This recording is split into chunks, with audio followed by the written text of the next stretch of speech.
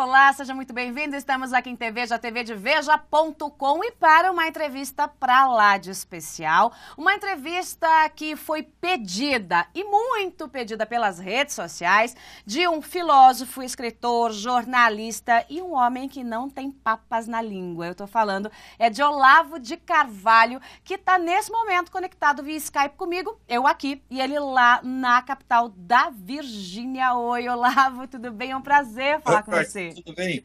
Grande alegria estar aqui com você. Eu sou seu fã há muito tempo. Coisa boa. Agora vem... Adoro esse sorrisinho sádico com que você tem notícias. Né? Esse sorrisinho sádico, você sabe que tem muita gente que nas redes sociais diz o seguinte, olha, a melhor coisa é aquele sorrisinho. Tem muito sádico por aí, viu? Tem muito sádico por aí e não tem jeito, né, Olavo? Porque nesse Brasil do PT... não tem muito como a gente não exercitar um pouquinho dessa coisa sádica, porque bater na corrupção é o melhor dos mundos. E eu queria começar exatamente com esse tema. O Brasil tem jeito? O Brasil comandado pelo PT? Esse PT tem jeito, Olavo? Não, com o PT não tem jeito. Nada tem jeito com o PT, nem o próprio PT, evidentemente. Tem que tirar essa porcaria daí, já. Por quaisquer meios concebíveis. Não é isso? Uhum. Se possível, dentro da legalidade, né? Mas que tem que sair de qualquer maneira. O que esses camaradas fizeram não tem desculpa. Você veja o crescimento da criminalidade nesse período, que hoje o Brasil tem quase 70 mil homicídios por ano, né? O crescimento da corrupção. Você veja o Sistema Nacional de Saúde que não funciona. Você vê os nossos alunos tirando sistematicamente os últimos lugares nos testes internacionais. Só por isso, só pela obra do PT na educação, esses camaradas já tinham que ser mandados para casa, tá, com um pontapé no traseiro, para nunca mais voltar. Eu acho que esses caras têm que ser, vamos dizer, os seus direitos políticos têm que ser caçados a título vitalício. Você vai e não volta mais. Não fale mais. Fique quieto. Né? Eu sou contra colocar as pessoas na cadeia, maltratar, tal, mas tirar da política, tirar da vida pública para sempre, tem que tirar. Agora, Olavo, a própria legislação, se funcionasse, já tinha dado esse pé aí no PT, né? Porque, quer dizer, um partido que está fundado até o pescoço em corrupção, um partido que é o partido que criou o Mensalão, é o partido que criou o Petrolão, é o partido que mantém as maiores redes de corrupção da história, do mundo moderno. Então, pera lá, né? Se a lei funcionasse e se o brasileiro votasse direito, o PT já tinha sido extinto há muito tempo, né? O problema é que o pessoal fala assim, usa muita expressão, defender as nossas instituições. E confunde as instituições com as leis. Mas as instituições não se compõem só de leis, se compõem, vamos dizer, das pessoas que ocupam os cargos e toda a estrutura do poder. Essas instituições, como elas estão hoje, elas têm que cair de qualquer maneira. As leis podem ficar, mas as instituições não. Não é possível a gente estar com esse Congresso vendido, com esse STF aparelhado, e a gente dizendo amém, em nome, vamos dizer, da pureza das instituições. Até quando vai continuar essa farsa? Você vê que o esquema que eles utilizaram, vamos dizer, de ocupação de espaços e aparelhamento do Estado, funcionou no Brasil, que foi uma maravilha. Nunca o esquema do Antônio Gramsci foi aplicado com tanto sucesso como no Brasil, porque não houve resistência. E não houve resistência porque ninguém acreditava que eles iriam fazer isso. Quando eu escrevi essas coisas 20 anos atrás, todo mundo dizia que eu era louco. Mas as coisas aconteceram exatamente como eu descrevi. Por que eu sabia o que ia acontecer? É porque eu adivinhei? Não. É simples. É porque eu li os documentos internos do PT, eu li as atas do Foro de São Paulo, eu acompanho a produção intelectual desse pessoal comunista universitário. Então, ali é que começam os planos. Tudo que aparece na política foi pensado por algum intelectual universitário com 20, 30 anos de antecedência. Você vê, uma vez conversando com o Roberto Campos, nós colocamos a seguinte questão: quanto tempo transcorre entre uma revolução intelectual e uma revolução política? E fechamos o negócio em 30 anos. Não é isso? Então, para você saber o que vai acontecer daqui a 30 anos, você tem que ver não o que os políticos estão dizendo, mas o que os intelectuais, que são os gurus deles, estão conversando na universidade. E aí eles dizem tudo o que vão fazer. Agora, quando chega na hora de falar para o público, aí a conversa muda. Claro. Aí eles acolchoam, põem, como é que se diz, enfeita, floreia. Mentem mesmo, né? Mentem, né? Mentem descaradamente. Descaradamente, o tempo todo. Você vê, a mentira, nesse movimento revolucionário internacional, quando eu falo movimento revolucionário, eu me refiro a todas as ideologias de massa do século XX, comunismo, fascismo, etc. A mentira não é um erro, ela faz parte da coisa. É a mentira estrutural. Uhum. Porque se o sujeito diz, por exemplo, o seguinte, nós vamos estatizar os meios de produção. E daí promete isso aí. Todos os meios de produção serão estatizados. Eles não vão fazer isso. Nunca fizeram e não vão fazer. Na União Soviética sempre houve uma vasta área de economia privada. Era ilegal, mas o governo tolerava. Por quê? Porque se fechar a economia privada, acontece aquilo que dizia o Ludwig von Mises. Se você estatiza tudo, não tem mercado. Se não tem mercado, as coisas não têm preço. Se não tem preço, não dá para fazer cálculo de preço. E se não dá para fazer cálculo de preço, não dá para fazer economia estatal. Ponto final. Então, economia estatal é assim, é bolha de sabão, papo furado. É só para falar, tá certo? Agora, o que é o movimento revolucionário, especialmente o movimento comunista, de fato? Ele é uma vasta estratégia geopolítica de dominação mundial, que não parou de funcionar. O esquema que está hoje sendo posto em prática pela Rússia e pela China é exatamente o mesmo do tempo do Stalin. Mesmíssima coisa. Muda o discurso ideológico, entendeu? Agora, por exemplo, a Rússia está mais com o discurso nacionalista, às vezes até conservador, mas isso é só para enganar a trouxa. O discurso não interessa, interessa as ações. Entendeu? E esses partidos de esquerda, todos na América Latina, estão todos a serviço disso. Agora, o que é o BRICS? O BRICS é um instrumento da famosa Operação de Solidariedade, Pacto de Solidariedade de Xangai, que é um projeto de retomar as áreas que eram do Império Soviético, remontar o Império Soviético e destruir, vamos dizer, todo o esquema de poder ocidental e tomar tudo. Essa ideia de Império Mundial é uma ideia dos comunistas. Eles já têm essa ideia em 1910, já tinha. Né? Agora, Olavo, você tem dito muito, né, e há bastante tempo, que o PT é comunista. O PT é um partido comunista e o PT é comunista e acabou. Né? Que pontos levam você a fazer essa afirmação? O PT é comunista. Claro, ele está dentro, vamos dizer, da estratégia geopolítica comunista. Comunismo não é uma questão de convicção. Isso aí só um amador pensa isso. O sujeito é comunista, quer dizer, ele crê no marxismo-leninismo. As coisas não são assim, meu Deus do céu. O comunismo não é uma religião. Ele é um movimento organizado em escala mundial. Ele tem uma hierarquia, ele tem uma escala de comando. Se o sujeito obedece a essa escala de comando, ele é comunista, ele trabalha para os comunistas. A convicção pessoal não tem a mais mínima importância. A convicção pessoal é importante para o intelectual. Será que para o Lula a convicção pessoal interessa? Não interessa.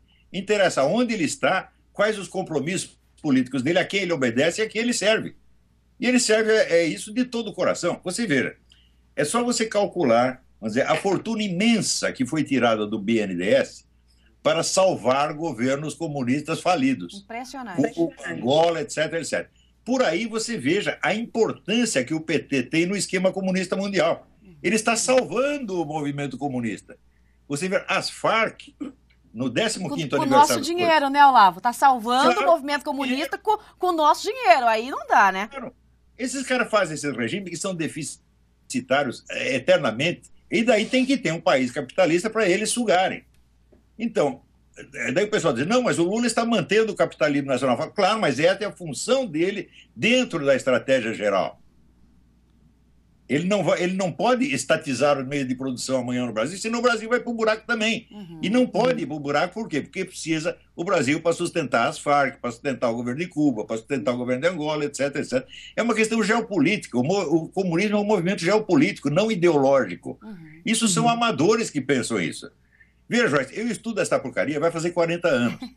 E eu vi como o assunto comunismo foi desaparecendo da área de estudo do Brasil, até das academias militares.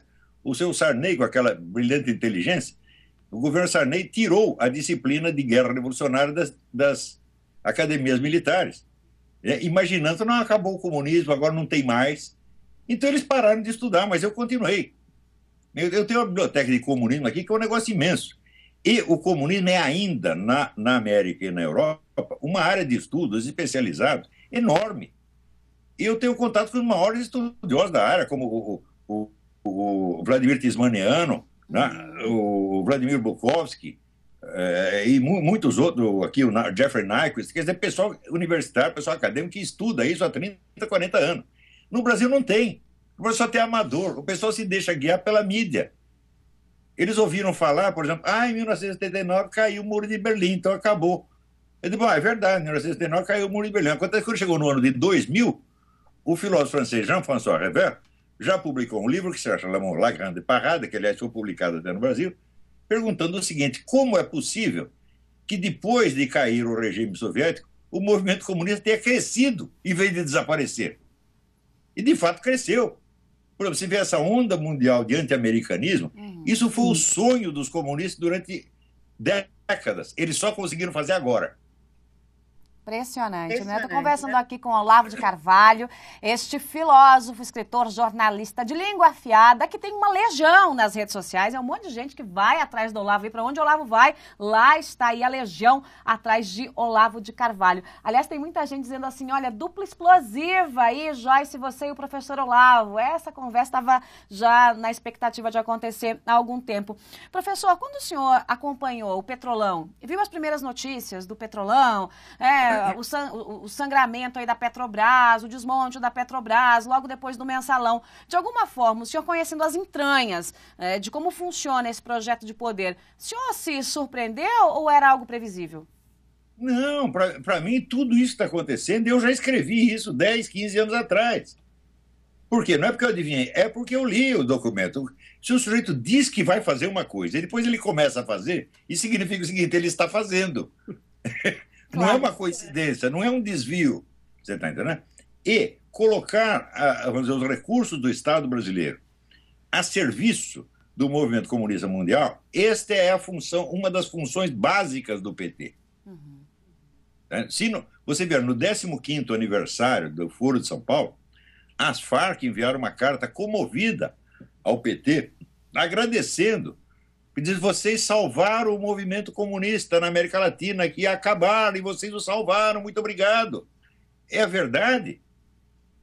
Então, a função do PT não é implantar a economia estatal no Brasil, sobretudo a título imediato. Isso seria loucura. Seria matar a galinha dos ovos de ouro. Eles precisam do dinheiro brasileiro para sustentar essa cambada no mundo. Assim, você vê, Stalin, nos anos entre 20 e 30, ele deu uma instrução para o Partido Comunista Americano. Falou, olha, vocês esqueçam esse negócio de proletariado, esqueçam esse negócio de militância. O que vocês têm que fazer é se aproximar dos milionários e do beautiful people, o pessoal do show business, da mídia, etc, etc. Para quê? Para fazer dinheiro para o movimento comunista. Está entendendo? Então isso quer dizer que o Partido Comunista Americano não praticava comunismo nenhum. Ele criava assim, um esquerdismo soft para seduzir banqueiros, deputados, senadores, professores universitários, etc, etc.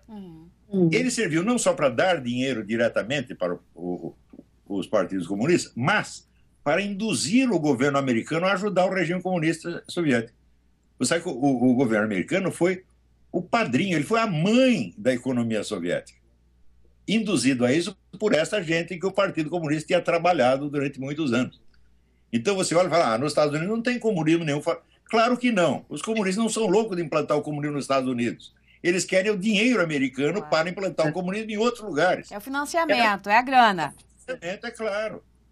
É a grana. Quer dizer, e a corrupção é uma coisa que está embutida nisso como uma necessidade para o movimento. Faz parte da lógica interna. Você vê, todos os partidos comunistas do mundo se financiaram na base ou do roubo, ou da corrupção, tá certo? Ou do assalto. Por exemplo, o Partido Comunista Soviético, quando fundado, ele vivia do quê? De assalto a trens. E o chefe dos assaltantes era Stalin. Foi assim que ele subiu na hierarquia do partido. Agora, qual que é a diferença, professor, de alguém que assalta um trem e de alguém que assalta o nosso bolso, em relação ao Petrolão? Quer dizer, que diferença tem essa atuação seja no Brasil, seja na Rússia, seja na China? Quer dizer, muda absolutamente nada, né? É exatamente o mesmo modo de fazer com uma arma diferente. Com a diferença que quando você põe uma arma, aponta uma arma para alguém, você ainda está dando a cara, né? Sou eu que estou te roubando. Aqui é feito por debaixo do pano. É ainda mais covarde. A diferença é que os trens têm de ser assaltados um por um.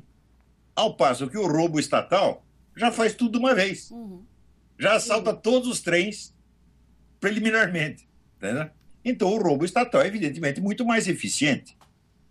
E você vê, por que esse pessoal petista não sente arrependimento, não sente vergonha? Por quê? Porque eles sabem que eles estão roubando para um esquema de poder. E não para eles, pessoalmente. Claro que eles levam a sua parte. Uhum. Ficam ricos também. Mas a maior parte é para financiar o quê? O poder do partido, que para eles é o supremo bem. Não existe um bem superior ao partido. Como estão trabalhando no partido, estão todos com a consciência limpa. Estou trabalhando pelo Você bem assistiu da... aquele Hoffa, você assistiu o filme Hoffa com é o Jack Nicholson, é? Não, acho que não, professor, acho que não. É um americano. Acho que não. Foi processado por corrupção, etc, etc. E a desculpa dele foi: mas eu nunca roubei para mim, eu roubei para o sindicato. Que gracinha! É, Olha, é o PT, professor. Agora, professor, quando a gente olha esse esquema de corrupção e a gente sabe o que está acontecendo, isso embrulha o estômago, arrepia a espinha, eu sempre fico com aquela pergunta aqui na minha cabeça: por que o povo brasileiro continua elegendo a canalhada? Porque não há outros candidatos. O PT conseguiu fazer o seguinte, conseguiu desmantelar toda a oposição possível. Isso começou, eles começaram com isso na década de 90. Como é que eles faziam isso? Acusavam todo mundo de corrupção. Uma parte das acusações era verdadeira, outra era falsa, mas o sujeito saía queimado do mesmo jeito. As famosas CPIs dos anos 90, que os astros eram o Zé Dirceu, Genuíno, eles acusavam todo mundo de ladrão. E o PT fez a fama de ser o partido ético, porque ele acusava todo mundo. E enquanto eles estavam fazendo aquilo, o Zé Dirceu já estava montando o sistema de informações petista, que tinha a ficha de todo mundo, e foi a base que eles usaram para montar o mensalão depois. Está entendendo? Quer dizer, eles estão acusando o cara de roubo, eles já estão montando na mesma hora um roubo muito maior. Profissional, então, profissional. É profissional. Você vê, o Zé Dirceu é agente de inteligência treinado na DGI, o Serviço Secreto Cubano. Não é um amador. Inclusive, essa história de dizer ele é ex-agente secreto cubano parece mentira. Não existe ex-agente secreto cubano. Uma vez agente secreto, você só sai de lá morto. Né? Ou autorizado para fazer um serviço mais secreto ainda, que é o que ele está fazendo. Então, essa roubalheira toda não é como a antiga corrupção brasileira, um senador, um deputado queria enriquecer. Não, é um sistema que eles montaram. E isso está rigidamente dentro dos cânones da estratégia do Antônio Gramsci. Basicamente, existem duas estratégias: a estratégia insurrecional, que foi usada por Lenin, e a tal da revolução cultural e ocupação de espaços, que é a sistematização da vigarice, feita por Antônio Gramsci. Sistematização da mentira, do fingimento, é o que eles estão usando. Olha, gente, eu estou conversando aqui com o professor Olavo via Skype, né? Como a gente está no Brasil, do Ministério das Comunicações, do seu Ricardo Bezzoini, na internet nem sempre é aquela coisa, né? Mas a gente está ouvindo aí muito bem o professor, de vez em quando a imagem não fica tão nítida. Você sabe como é, né, professor? Num Brasil que tem uma comunicação administrada pelo PT, é aquela maravilha, né? É uma confusão atrás da outra. Nada funciona, só a roubalheira. Mas se a imagem pifar um pouco, não tem importância. Eles só serão privados da minha beleza durante algum tempo. Muito bem. Agora, professor, quando a gente não tem candidato, o senhor disse, olha, o PT conseguiu destruir a imagem, né, daqueles candidatos ou dos que viriam a ser candidatos. De qualquer forma, a gente tem aí uma oposição que tenta atuar, mas me parece meio uma oposição vagalume. Ela acende e apaga. Acende e apaga, acende e apaga. Né? Não pega no tranco o negócio. Não tem oposição nesse Brasil? Acaba sendo quase que, do ponto de vista intelectual, farinha do mesmo saco ou não? Em parte, sim. Você tem oposição pontual, quer dizer, pessoas. Fulano, que agem de maneira honrada, combatem mesmo, etc, etc. Mas os partidos estão todos comprometidos com esse esquema há muito tempo. Você vê, o pessoal fala do mensalão, mas às vezes não apreende o que é o mensalão. O mensalão consistia no seguinte: o executivo comprou o Congresso inteiro. Exato. Quase não escapou ninguém. Então, como podemos confiar nesse Congresso e acreditar que podemos corrigir a coisa através do Congresso? Não pode mais. O pessoal também usa o termo, eles aparelharam o Estado, mas eles não levam a sério o que eles estão dizendo. É verdade. Significa que o Estado é um órgão do partido. O Congresso é um órgão do partido, o STF é um órgão do partido, o Funcionário Público Federal inteiro é um órgão do partido, o Sistema Judiciário é um órgão do partido. Só sobrou, de um lado, o esquema, o sistema, e do outro lado, o povo. Eu até fiz uma análise no dia, assim, você chegou a ler o livro do Raimundo Faoro, Os Donos do Poder. Sim, sim. Esse problema do Brasil é o vício estrutural, pelo qual o Estado, a burocracia estatal, não é uma máquina impessoal e científica como em outros países. Ele é uma máquina que está a serviço de certos grupos privados que consigam tomá-lo. Tá certo? Ora, o PT começou combatendo isto, né? Então, inclusive o Raimundo Faoro era um apreciador do PT, ele ajudou o PT a ser fundado, etc, etc. Então, começaram combatendo essa camarilha dominante que o Raimundo Faoro chamava de estamento burocrático. São os donos do Estado. Só que, ao mesmo tempo que ele fazia isso, ele aplicava a estratégia gramsciana, que é de ocupar espaços e aparelhar o Estado. Então, o que aconteceu? O PT virou, ele próprio, o estamento burocrático. Está entendendo? Então, essa mistura macabra, que eu chamo do fauro-gramscismo, deu nisso. Você não pode combater o estamento burocrático se você mesmo se transforma nele. Você está entendendo? Então, se é para combater o estamento burocrático, você não pode usar a estratégia de Antônio Gramsci, porque ela vai fazer de você o estamento burocrático. E o PT não percebeu isso. Então, ele ficou para si próprio, ao mesmo tempo que corrompia o país, lendo Antônio Gramsci 24 horas por dia e aprendendo a arte da sacanagem política. Aí, nesse caso, o PT é mais competente, né, professor, que a oposição. Quer dizer, o PT, pelo menos, do ponto de vista de montar a estratégia e colocar em prática, o PT foi mais fundo nisso, enquanto a oposição fica ali esperando uma oportunidade para fazer a oposição. Quer dizer, ao invés de se preparar para o terreno do enfrentamento, acaba ficando meio em cima do muro. Aí fica difícil, né? O problema é que é o seguinte, o PT tem uma estratégia, a oposição não tem nenhuma. Exato. Zero. Então, o PT, vamos dizer, os reacionários no Brasil apenas reagem tarde, eles não agem. Tá? Então, você veja, em 1993, eu publiquei um livro que se chamava Nova Era Revolução Cultural. O assunto do livro era basicamente a estratégia do Antônio Gramsci, onde eu já descrevia antecipadamente tudo que eles iam fazer.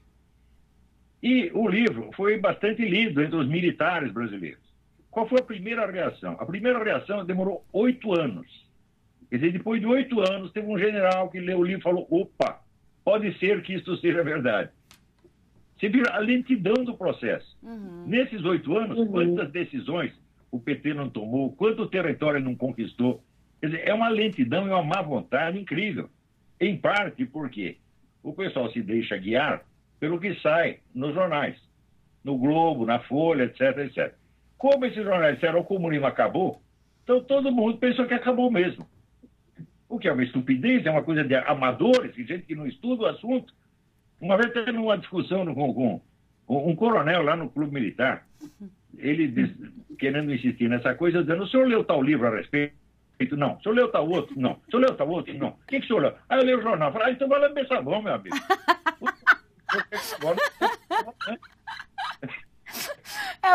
Aí fica difícil, né? Aí realmente não tem propriedade intelectual para discutir, né, professor? Fica difícil. O problema também é que no Brasil, cultura é só enfeite. As pessoas elas querem adquirir cultura para parecer bonito. Não é para dirigir a sua ação, para entender o que está acontecendo. Então a cultura não tem funcionalidade. Entendeu?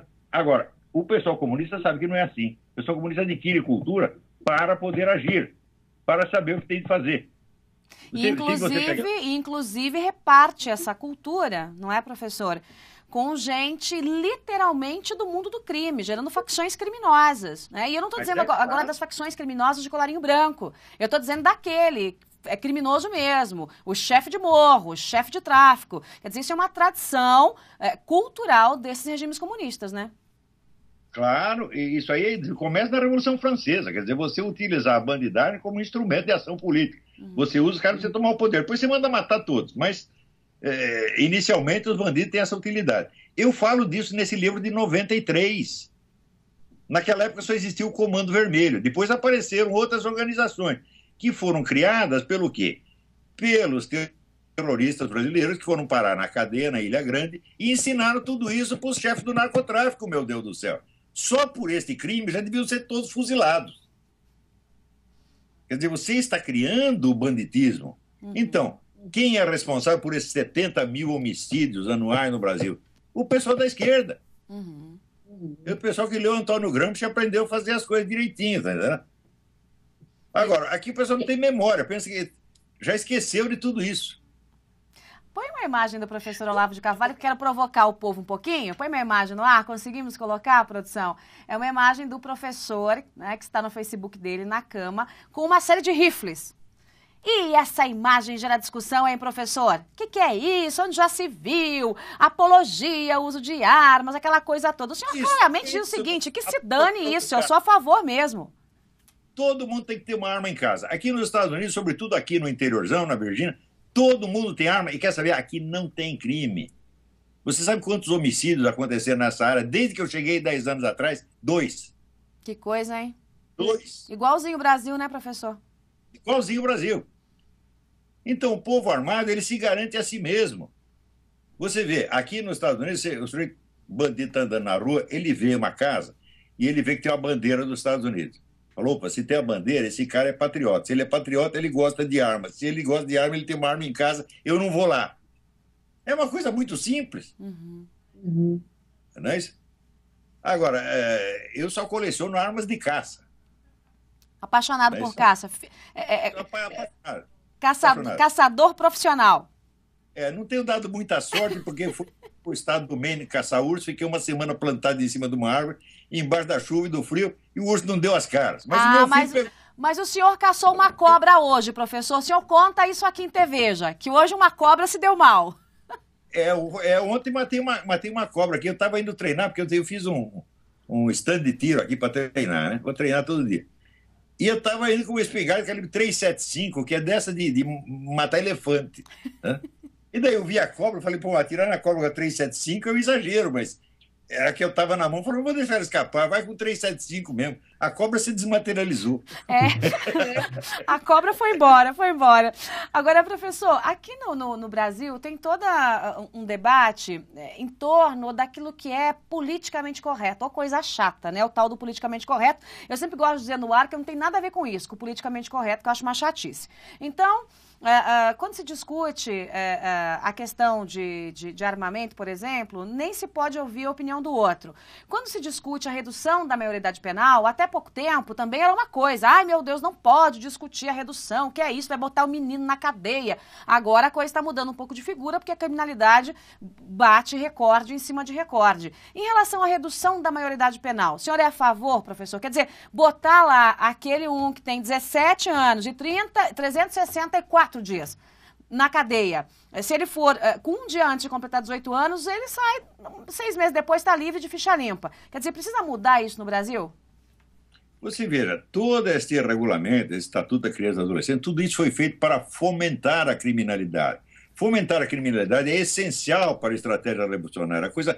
Eles estão fomentando isso há 30 anos. Outra coisa, existe um negócio dentro do sistema de inteligência soviética, sempre existiu uma coisa que se chama a desinformação preventiva.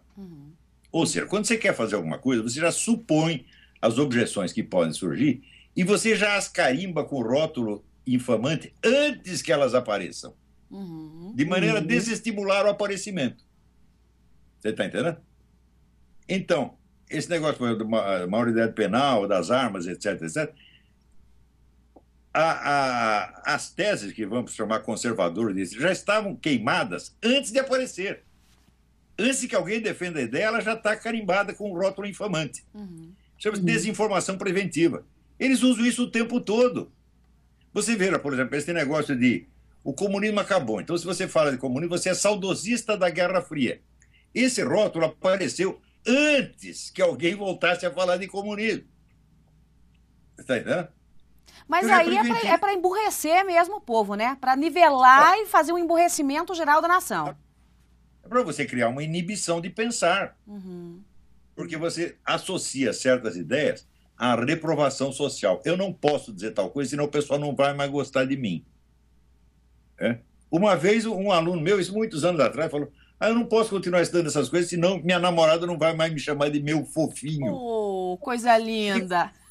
Você vai embora daqui, você não pode estudar essas coisas. Você tem medo, né? Mas eu ainda acredito em Aristóteles. Aristóteles dizia o seguinte: a palavra cão não morde. Então pode falar o que quiser, o que não pode é fazer. Exatamente. Né? Se você estiver aqui para me bater em mim ou me matar, eu vou tomar uma providência. Agora, você fala daí, eu falo daqui. Vamos ver, um dos dois vai ser ouvido. Então não pode ter medo de falar, não pode ter medo de mal olhado. Tem aqui um sujeito chamado Jack Wheeler, fez um estudo maravilhoso de como é que esse pessoal da esquerda cultiva nos outros o medo do mal olhado. Não fale tal coisa, senão eu vou te olhar feio. Que medo. Que medo. Com medo, meu Deus do céu. Que coisa mais ridícula. Ser covarde é ridículo, professor. Ser covarde é ridículo. Mas você vê, aí passou já da covardia. Por exemplo, se você tem medo de apanhar, acho inteiramente justo. Se aparece um homem 3 vezes maior, você fica com medo de apanhar. Mas medo de que olhem feio, medo de que não gostem de você. Que coisa mais idiota. Eu penso assim, quantas pessoas você precisa que gostam de você? Eu assim, aqui minha mulher gosta, meu filho gosta, meu cachorro gosta. Tá bom. Já é mais do que eu mereço. Ai, o professor Olavo de Carvalho, que além de tudo é bem-humorado, né? Ô, professor, tem gente pelo Twitter aqui, o Carlos Jorge, perguntando o seguinte: o golpe petista será sempre branco ou vai endurecer rápido, como na Venezuela? Não, o grande problema do PT é o seguinte: ele não pode instituir o regime socialista, a economia estatizada, porque senão daí o Brasil afunda e acaba o dinheiro para ele dar para Cuba, para Angola, etc. Esse é um problema. Segundo problema, ele não pode instituir uma ditadura porque lhe faltam os meios policial-militares para isso. Ele tentou criar a tal da Força Nacional, não funcionou, e ele não tem efetivamente o controle das Forças Armadas e das polícias estaduais. Está louco para obter. Se isso cair na mão dele, nós temos uma ditadura no dia seguinte. Então, por enquanto, vai ser a ditadura branca. Por quê? Porque o PT não tem meios materiais para fazer outra coisa. Mas é o sonho do PT, né, professor? É o sonho do PT ter nas mãos o poder e a força para fazer de uma vez só todo o serviço que quer fazer. Você vê, existe um conceito fundamental aí em ciência política, que eu escrevi muita coisa sobre isso, que se chama meios de ação. Onde você não tem os meios de agir, você não age. Então, a primeira ação é tentar conquistar os meios de ação. Isso pode levar tempo. Essa é a nossa sorte. Nós ainda podemos respirar um pouco e podemos falar sério. Por quê? Porque o PT não tem meios materiais de tapar a nossa boca. Ele usa esse negócio de MAV, hacker, etc, etc. Por quê? Porque não tem realmente a força. Ele tem o controle da máquina estatal, o controle da burocracia, mas não da força armada. E as suas tentativas de criar uma força armada são pífias, né? MST, essa coisa toda. Para nossa sorte, né, professor? Para nossa sorte. Senão ia ter que ir embora também, professor. Aliás, me fala o seguinte: o senhor decidiu deixar o Brasil. Mata uma curiosidade aqui. Voltar para o Brasil nem pensar, professor? Nem pensar. Quando você sai de um lugar, volta a dar um azar desgraçado. Eu vou trabalhar pelo Brasil até meu último dia. Eu vivo para o Brasil. Eu só penso no Brasil. Trabalho no Brasil. Mas tem que fazer de longe. Sabe por quê? Aprendi isso com Lenin. Lenin dizia: as revoluções se fazem do exterior. Como é que você acha que os caras derrubaram o governo militar? Foi do exterior, foi de Paris, de Londres, de Nova York. Então, agindo daqui, eu consigo muito mais do que conseguia quando estava aí. É uma coisa muito simples, além do que eu dei sorte, porque um dia eu falei para minha mulher: se eu ficar aqui no Brasil mais uma semana, eu vou ficar louco sem internar no Pinel ou vou matar um brasileiro. Qual brasileiro? Qualquer um. Qualquer um, professor. Você está falando isso. E cai um telefonema dizendo: olha aqui, daqui da Associação Comercial, estão te oferecendo um emprego de correspondente nos Estados Unidos. Eu falei: eu vou já. Agora. Agora. E vim e estou aqui, graças a Deus. Agora nem estou mais como jornalista, eu ganhei esse green card, esse visto de special abilities, né? O pessoal me pediu 4.000 páginas de documento para comprovar toda a carreira, tudo com documento. E deram lá o tal do Special Abilities e estou aqui como residente legal, não mais como jornalista. Queria tanto fazer essa entrevista pessoalmente, professor. Mas vem aqui, eu lhe dou uma passagem, você vem aqui. Muito bem. Você vai ser tratada como uma rainha aqui. Tô indo, eu vou lá pro estado da Virgínia conversar com o professor Olavo, vai ser uma delícia. Ô, professor, um passarinho piou no meu ouvido que o senhor tem livros no forno. O senhor tem 2 no forno e também tem aí alunos seus que estão organizando um outro livro, que é a continuação, tudo que você precisa saber para não ser um idiota. Então, quem já não é idiota, já leu, né? E já não é um idiota, vai poder ler a continuidade. Então, se você deixou aquela fase, né, da idiotice, poderá passar para um segundo degrau. Então, eu quero que o senhor me fale de todos eles. E emendando, né, dessa coletânea, aí o senhor tem uma dúzia de livros, né? Qual que o senhor mais gosta? Qual que é o livro que tem mais Olavo de Carvalho por Olavo de Carvalho? Sem dúvida foi o Jardim das Aflições. É o livro que eu mais gostei de escrever. Eu gostei de escrever o Aristóteles também. Mas o Jardim das Aflições é a menina dos meus olhos. Né?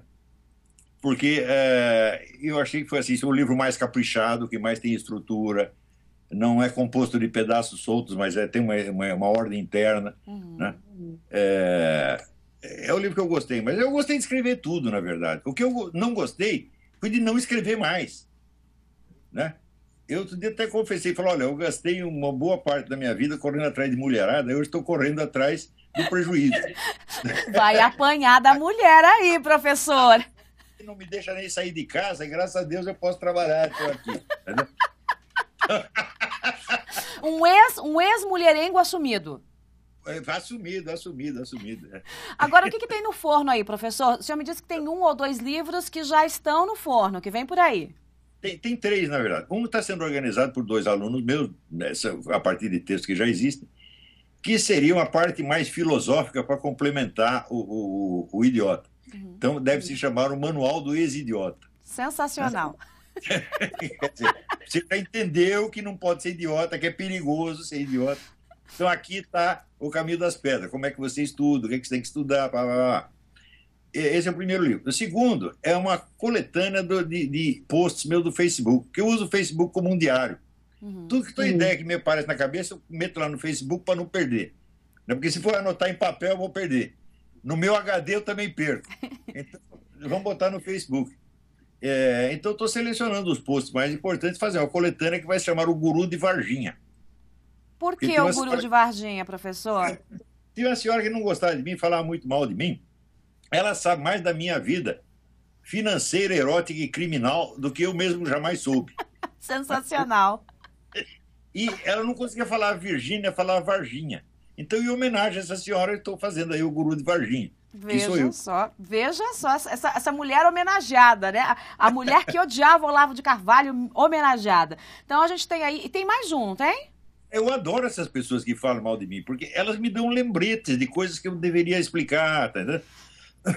Tem um até que coletou um monte de documento da minha biografia, interpretando tudo errado, misturando épocas e tal. Eu jamais conseguiria juntar esses documentos. Se eu quiser fazer uma autobiografia, eu vou ter que recorrer aos inimigos. Mas aí é bom, deixa que eles trabalhem, professor. Deixa que eles trabalhem. Agora, professor, antes de ir embora, a gente já está aqui, gente, estamos numa conversa de quase 40 minutos, deliciosa, com o professor Olavo de Carvalho, ele que está lá em Varginha, em Virgínia, ó, o senhor falou Varginha e eu já misturei tudo, né? Você viu, professor? Pega, hein? Sensacional! Ele que está no estado da Virgínia e eu estou aqui nos estúdios de TV. Veja, essa conversa foi muito pedida pelas redes sociais e tem muita gente me perguntando sobre educação, pedindo para o senhor dar um pitaco aí se tem jeito a educação do Brasil. A nossa pátria educadora, professor. Meu Deus do céu, pátria educadora. Bom, você vê, é o seguinte, eu estou me dedicando seriamente à educação de alguns milhares de jovens. Quando comecei o meu curso online, eu esperava ter 100 alunos, passou de 5 mil, né? E esse pessoal está progredindo muito. Eu vejo, se você ver, pelos alunos meus começaram a se destacar, como o Felipe Moura Brasil. Nosso colunista. O pessoal que faz essa revista Nabucco. Então, muita gente. Né? Então, o objetivo que é? Criar uma nova camada intelectual séria e responsável no Brasil para resgatar a alta cultura que nós tínhamos nos anos 70, até os anos 70. Nós temos que recuperar aquilo, de qualquer jeito. Porque se você não tem a alta cultura, você não tem as referências, as pessoas ficam sem senso de medida, não sabem se orientar mais. Então, Se você não tem... É o que dizia o Hugo von Hofmannsthal, poeta austríaco. Nada está na política de um país que não esteja primeiro na sua literatura. Então tem que consertar primeiro a literatura, a esfera do pensamento, etc., para que isso venha a ter uma consequência boa na política, às vezes 20 ou 30 anos depois. Isso eu prometi que ia fazer, estou fazendo e está funcionando, graças a Deus. Que maravilha. Né? Durante muito tempo, eu dizia para minha mulher, eu sou o maior fracasso pedagógico da América Latina, porque eu ensino, mas ninguém aprende nada. Mas de uns 20 anos para cá, isso mudou. Começaram a aprender, a progredir. Eu estou maravilhado com os meus alunos, tá entendendo? Eu tenho excelentes alunos, estou muito orgulhoso deles e muito contente com isso, está entendendo? Está funcionando. Que maravilha. Eu espero que eles não se dispersem, porque negócio de política é peste, está entendendo? Dispersa a gente. A gente vê que tem que intervir em certas situações e a gente se gasta muito nisso. Mas eu espero que continue estudando e se fortalecendo. Ainda vamos dar uma lição ao mundo, vamos ver o que dá para fazer, vamos mostrar a força do Brasil na esfera da inteligência. Que delícia, que delícia. Gente, eu conversei hoje com o Olavo de Carvalho. Tem muita gente aqui dizendo o seguinte, #Olavo na TVja. Então, professor, como o #Olavo na TVja, eu já vou ter que deixar um outro convite público para a gente fazer uma segunda edição dessa conversa, porque 45 minutos não deu para nada. Precisa mais, né? Quando quiser, você aqui manda. Delícia. Professor, muito obrigada pela conversa, muito obrigada pela entrevista. Adorei, o senhor disse no começo que o senhor é fã, meu fã aqui de TVja. Eu é que sou sua fã, professor. Então a próxima conversa será marcada muito em breve. E quem sabe eu vou entrar aí na lista de aluninhos de Olavo de Carvalho, que tal? Ótimo, e vem aqui, venha nos visitar. Aqui é um lugar muito bonito e aqui a minha casa é um lugar muito divertido. Muito bem. Obrigada, professor. Um beijo grande, viu? Até a próxima. Beijo. Tchau.